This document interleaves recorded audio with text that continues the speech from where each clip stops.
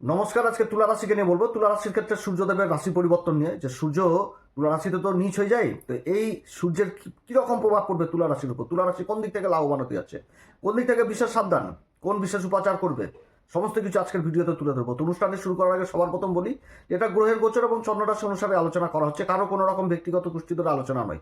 এবং তার সাথে বলবো, যদি অনুষ্ঠানটি ভালো লাগে তাহলে লাইক, শেয়ার, কমেন্ট অবশ্যই করবেন, তার সাথে সাবস্ক্রাইব করবেন। আপনারা সাবস্ক্রাইব করলে বিশেষভাবে অনুপ্রাণিত হই। তুলা রাশির ক্ষেত্রে সূর্য হচ্ছে কি লাভের ঘরের অধিপতি, লাভের ঘর যেটা হচ্ছে সিংহ রাশি, এই ঘরের অধিপতি ও সূর্য এবার অবস্থান করবে কেন্দ্রে, তাও আবার নিজের পুত্রের ঘর মকর রাশিতে অবস্থান করবে, অর্থাৎ পুত্রের ঘরে বাবা মানে পিতার অবস্থান। এখানটাতে শনির সাথে তো সূর্যের সম্পর্ক সবাই জানে, তো সবার প্রথম দেখতে হবে যে সূর্যের এই পরিবর্তনে শনির সাথে কোনো রকম সম্পর্ক উঠে এসছে কিনা। যদি শনির সাথে তৎকালীন কোনো সম্পর্ক, ভালো সম্পর্ক না উঠে, তাহলে কিন্তু অসুবিধার বহু রকম কারণ করবে এই সূর্য। চতুর্থ ঘরে অবস্থান, শনির রাশি মকর রাশি, লাভের ঘরের অধিপতি, তো লাভের জন্য কিন্তু হন্যে হন্যে ঘোরাঘুরি করাবে। আর একে তো সূর্য এই তুলা রাশিতে কিন্তু নিচ হয়ে যায়, অর্থাৎ কেন্দ্রে অবস্থান 10 ডিগ্রি পর্যন্ত পরম নিচ অবস্থায় থাকে। তো যার জন্য তুলা রাশির ক্ষেত্রে কিন্তু কিছুটা হলেও চিন্তার ভাস থাকছে। তো দেখা যাক এখানটাতে কোনো তৎকালীন সম্পর্ক উঠে এসছে নাকি। যদি তৎকালীন সম্পর্ক উঠে আসে, তাহলে কিন্তু আবার তুলা রাশির বল্লে বল্লে হয়ে যাবে, চারিদিক থেকে উন্নতির যোগ থাকবে তুলা রাশির। তো যাই হোক, তুলা রাশির ক্ষেত্রে সূর্যের এই যে অবস্থান হচ্ছে, সেটা হচ্ছে মকর রাশিতে। এবার মকর রাশির অধিপতি শনি, শনি অবস্থান করছে দেবগুরু বৃহস্পতির রাশিতে, সেটা হচ্ছে কি মীন রাশিতে। এবং শনির যে নক্ষত্র পাচ্ছে, সেটাও দেবগুরু বৃহস্পতির নক্ষত্র পেয়ে গেছে পূর্বা ভাদ্রপদে। এবং এই মাসের 20 তারিখে আবার শনিও কিন্তু নক্ষত্র পরিবর্তন করবে, নিজের নক্ষত্রে আসবে। তো শনি অবস্থান করছে মীন রাশিতে, তাহলে গুরুর সাথে সম্পর্কে। এবার গুরু অবস্থান করছে বুধের রাশি মিথুন রাশিতে, বক্রী অবস্থায় রয়েছে নিজের নক্ষত্র পুনর্বসুতে। তো বুধের সাথে তো শুক্রের সম্পর্ক মিত্রতা। তো এই সময় আবার বুধও কিন্তু থাকছে হচ্ছে ধনু রাশিতে, বুধেরও পরিবর্তন হবে পরপর। তো বুধ থাকছে ধনু রাশিতে এবং রাশি পরিবর্তন যোগ তৈরি হয়ে গেছে, অর্থাৎ একটা ভালো কিন্তু তৎকালীন সম্পর্ক উঠে আসছে সূর্যের সাথে। তো চতুর্থ ঘরেও অনেক দিক থেকে একটা ভালো জিনিসই নিয়ে আসবে। চতুর্থ ঘরে অবস্থান যথেষ্ট ভালো। হ্যাঁ, তবে কি চতুর্থ ঘরে সূর্যের অবস্থান বাড়িতে কিন্তু কলহ সৃষ্টি করে এবং মায়ের শরীর স্বাস্থ্যে, পিতার শরীর স্বাস্থ্যের দিকেও কিন্তু খেয়াল রাখতে হবে। তো এটা কিন্তু উপাচারের মধ্যেই বলে দিলাম এক কথায়, যে এগুলো হওয়ার সম্ভাবনা থাকবে, এদিক থেকে খেয়াল রাখতে হবে। তো সূর্যের এই যে পরিবর্তনটা হচ্ছে, সূর্যের পরিবর্তনও কিন্তু এবার টুইস্ট থাকছে, কারণ রাশির অধিপতি শুক্রও কিন্তু থাকছে সূর্যের সাথে ওই কেন্দ্রে। তো যতই মানে একটা নিচ প্রভাব থাকুক, নিচ প্রভাবটা কিন্তু কাটছে, যেহেতু কেন্দ্রে চলে এসছে সূর্যের সাথে সূর্যের সাথে শুক্রের অবস্থান। তো নিচ প্রভাবেরও কিন্তু একটা প্রভাব কেটে যাচ্ছে এবং ভালো রেজাল্টই দিবে। এবং এরপরে যে পরিবর্তন হচ্ছে, মঙ্গল চলে আসবে। মঙ্গল হচ্ছে এই তুলা রাশির ক্ষেত্রে সপ্তমপতি, সেরকম হচ্ছে আবার ধনসম্পত্তির ঘরের অধিপতি, কেন্দ্রে অবস্থান করবে। এবং তারপরে বুধ চলে আসবে। তো বুধ হচ্ছে আবার এই তুলা রাশির ক্ষেত্রে তৃতীয় ঘর বলছি, ভাগ্যের ঘরের অধিপতি, সেরকম দ্বাদশ ঘরের অধিপতি কর্মের সুখের ঘরে অবস্থান করবে। তো ভালো অবস্থান হতে যাচ্ছে আগামী পরিবর্তনগুলো, যথেষ্ট ভালো অবস্থান। তবে যখন পরিবর্তনগুলো হবে, তখন বিশেষভাবে আলোচনাগুলো তুলে ধরবো। তো সূর্যের এই যে পরিবর্তনটা হচ্ছে 14ই জানুয়ারি থেকে একদম ফেব্রুয়ারি মাসের 12 তারিখ পর্যন্ত। তো এই পরিবর্তনে মানে অবস্থান যথেষ্ট ভালো, কারণ সূর্য যে নক্ষত্রগুলো পাচ্ছে, নিজের নক্ষত্র পাচ্ছে, তারপরে চন্দ্রমান নক্ষত্র পাচ্ছে, তারপরে মঙ্গলের নক্ষত্র পেয়ে যাচ্ছে। তো প্রথমে থাকবে হচ্ছে নিজের নক্ষত্র উত্তরাষাঢ়া নক্ষত্রে। উত্তরাষাঢ়া নক্ষত্রে থাকবে একদম 23শে জানুয়ারি পর্যন্ত, 24শে জানুয়ারি থেকে একদম ফেব্রুয়ারি মাসের 6 তারিখ পর্যন্ত থাকবে শ্রবণা নক্ষত্রে, এবং তারপরে 7 তারিখ থেকে 12 তারিখ পর্যন্ত থাকবে ধনিষ্ঠা নক্ষত্রে। এবং ধনিষ্ঠা নক্ষত্র থেকে আবার পরবর্তী রাশি পরিবর্তন করবে।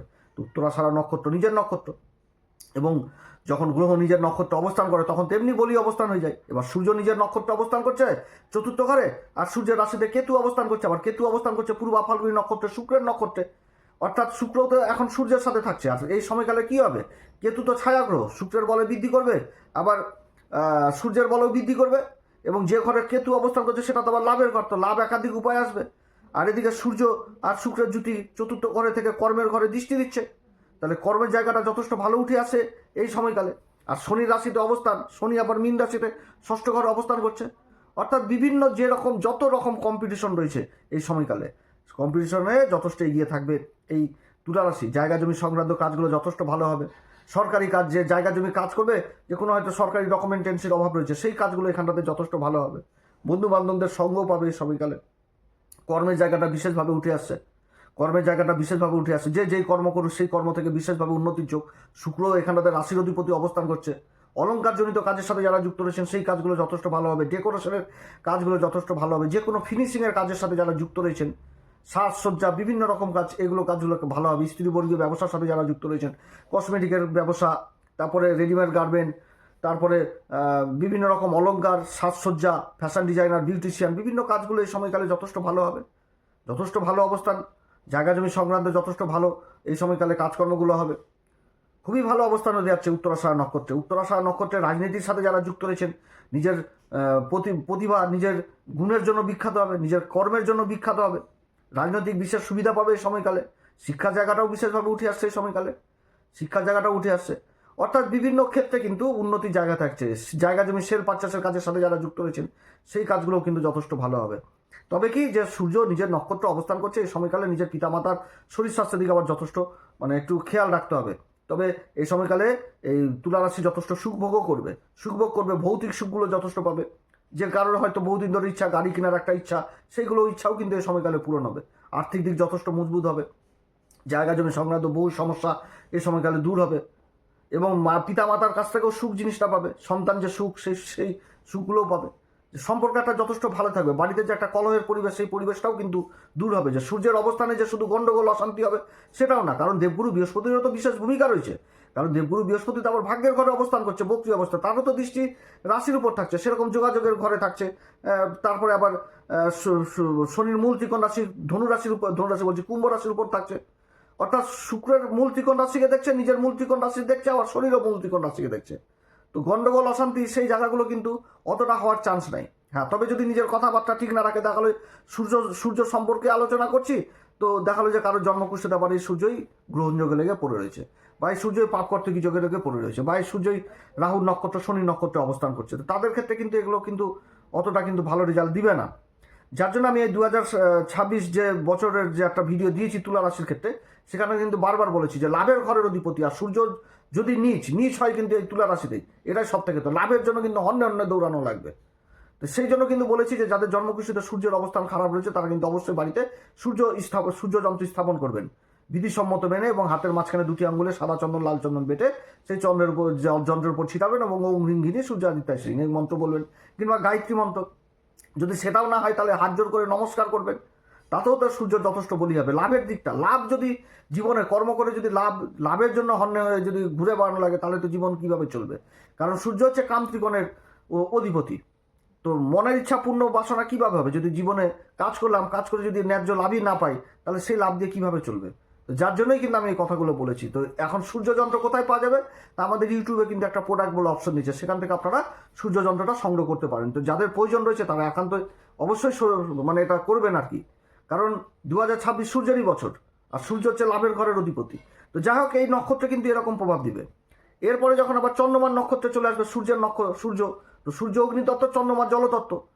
তো এই সময়কালে বহু গ্রহের কিন্তু আবার পরিবর্তন হবে, চতুর্গ্রহী যোগ তৈরি হয়ে যাবে, শনি নক্ষত্র পরিবর্তন করবে, বিভিন্ন রকম পরিবর্তন হচ্ছে। এবং 4টি গ্রহ যখন চতুর্থ ঘরে চলে আসবে আর তাদের মিলিত দৃষ্টি যে পড়বে সেই কর্মের ঘরে, তো কর্মের জায়গাটা কিন্তু যথেষ্ট ভালো হবে, মহিলা বসের আন্ডারে যারা কাজকর্ম করছেন, যেখানটাতে আমি কাজ করছি সেখানটায় বসই হচ্ছে কোনো মহিলা বস, তো তাদের কাছ থেকে সেই সময়কালে সুবিধা পাওয়া যাবে অনেক রকম কর্মক্ষেত্রে। যে কোনো একটা কাজের জন্য হয়তো হন্যে খুঁজে দৌড়াদৌড়ি করে বেড়াচ্ছিলাম, যে কাজটা ওনার সহায়তায় হয়ে গেল, এইরকম কিন্তু হওয়ার প্রবল সম্ভাবনা থাকবে। এবং কর্মক্ষেত্রে একটা কিন্তু যথেষ্ট পরোপকারিতা, মায়া, মমতা এগুলোও কিন্তু দেখাচ্ছে। কারণ চন্দ্র মনকে বিশেষভাবে প্রভাবিত করবে, আর চন্দ্রমাকে মায়ের সংজ্ঞা দেওয়া হয়েছে। তো গ্রহের এরকম অবস্থান হলে সেই জিনিসগুলো হবে, মায়ের সাথে সম্পর্ক যথেষ্ট ভালো হবে, মায়ের সাপোর্ট পাবে কর্মক্ষেত্রে, সন্তান, সব দিক থেকে একটা কিন্তু ভালো অবস্থান এই শোভনাতে আসলেও হবে। লাভ মোট কথা আসবে, যেই কর্মই করুক, সেটা সরকারি হোক বেসরকারি হোক, বা যারা ব্যবসা বাণিজ্য করছেন তাদের ক্ষেত্রেও কিন্তু লাভ জীবনে আসবে, আমদানি যথেষ্ট বৃদ্ধি পাবে। কিন্তু ওই যে বললাম, যদি সূর্য যদি খারাপ থাকে তাহলে কিন্তু আবার ব্যাঘাত হয়ে যাবে। তো যাই হোক, এই জিনিসগুলো কিন্তু বুঝতে হবে। এবং এরপরে যখন আবার মঙ্গলের নক্ষত্রে আসবে, মঙ্গলের ধনিষ্ঠা নক্ষত্রে চলে আসবে, তো মঙ্গল হচ্ছে কি সপ্তমপতি, সেরকম হচ্ছে আবার কিন্তু ওই ধন সম্পত্তির ঘরের অধিপতি। তো এই সময়কালে মঙ্গলও থাকছে। মঙ্গলের নক্ষত্রের রাজা সূর্যের অবস্থান হওয়া মানে কি, পরিকল্পনা মাফিক কাজ করতে হবে, যে কোনো কাজ পরিকল্পনা করে করতে হবে। কারণ রাজা দিবে অর্ডার, তারপরে সেই কাজই করবে সেনাপতি। তো সেনাপতি মঙ্গল, তার নক্ষত্রে সূর্যের অবস্থান মানে কি, যে কোনো কাজ একদম মাথা ঠান্ডা করে ধীর মস্তিষ্কে করতে হবে এবং প্ল্যান মাফিক করতে হবে। প্ল্যান ছাড়া কোনো কাজ করলে কিন্তু সেই জায়গাটাতে কাজের দিক থেকে কিন্তু অন্য রকম অসুবিধাও তৈরি হবে, এটাও কিন্তু বুঝতে হবে। যারা আবার ডিফেন্স লাইনে রয়েছেন তাদের জন্য যথেষ্ট ভালো অবস্থান হতে যাচ্ছে এই সময়কালে, বা ডিফেন্সের কাজের জন্য যারা চেষ্টা করছেন সেই কাজগুলো হওয়ার প্রবল সম্ভাবনা, প্রমোশনের যোগ থাকছে। এবং এই সময়কালে মঙ্গলও থাকবে, মঙ্গলের দৃষ্টিও কিন্তু থাকবে সেই সপ্তম ঘরে। তো বহু কিন্তু এই তুলা রাশি জাতক জাতিকাদের বিবাহের সম্বন্ধও আসা চালু হবে। এই জিনিসগুলো বুঝাচ্ছে এই সময়কাল তুলা রাশির ক্ষেত্রে এগুলো বোঝাচ্ছে। রাজনৈতিক কাজের সাথে যারা যুক্ত রয়েছেন সেই কাজগুলো হবে। কর্মক্ষেত্রে ভাই বন্ধুদের সহায়তা পাওয়া যাবে, ভাই বন্ধুদের সহায়তা পাওয়া যাবে এই ধনিষ্ঠা নক্ষত্রে সূর্যের অবস্থান। ধনিষ্ঠা নক্ষত্রে সূর্যের এই অবস্থানে যারা গান বাজনা নৃত্য চিত্র এই সমস্ত কাজের সাথে যুক্ত রয়েছেন বা এই সমস্ত কাজের যে সমস্ত ইনস্ট্রুমেন্টের কাজের সাথে যারা যুক্ত রয়েছেন সেই কাজগুলো কিন্তু যথেষ্ট এই সময়কালে ভালো হবে। যারা মিডিয়া সেক্টরে রয়েছেন তাদের জন্য যথেষ্ট ভালো, সেলসের কাজে রয়েছেন, মার্কেটিংয়ের ডিপার্টমেন্টে রয়েছেন, চার্টার্ড অ্যাকাউন্টেন্টের কাজে রয়েছেন, যারা আধিকারিক পোস্টে রয়েছেন, আইন সংক্রান্ত কাজের সাথে যুক্ত রয়েছেন, প্রশাসনিক কাজে রয়েছেন, সেই কাজগুলো যথেষ্ট উন্নতির গ্রোথ থাকছে এই সময়কালে।